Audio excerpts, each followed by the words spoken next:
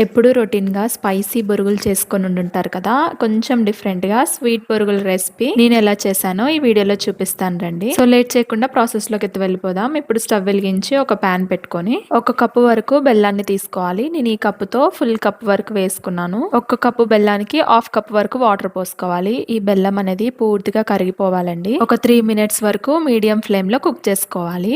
ఇప్పుడు ఇంకో స్టవ్ మీద పాన్ పెట్టుకొని ఏ కప్పుతో అయితే బెల్లాన్ని తీసుకున్నామో అదే కప్పుతో 3 కప్స్ వరకు బొరుగుల్ని వేసుకోవాలి. కొందరు బొరుగులు అంటారు, కొందరు మరమరాలు అంటారు. మేమైతే బొరుగులు అంటాం. ఇక్కడ ఒక 3 కప్స్ వరకు బొరుగుల్ని తీసుకొని లో ఫ్లేమ్ లో ఒక 2 మినిట్స్ వరకు వేయించుకోవాలి. ఇవనేది క్రిస్పీగా అయిపోవాలి. దగ్గరుండి కలుపుతూ వేయించుకోండి, లేదంటే అడుగంటుతుంది. ఈ విధంగా వేగిన తర్వాత బెల్లం అనేది పూర్తిగా గట్టి పాకం అనేది రాకూడదండి. కొంచెం నీళ్ళలాగే ఉండాలి. ఇప్పుడు ఈ బెల్లంలోకి మనం ముందుగా వేయించుకున్న బొరుగుల్ని వేసి చల్లారిన తర్వాత ఒక బౌల్లోకి తీసుకోండి. అంతేనండి. నచ్చితే ఒక లైక్ కొట్టేసుకోండి.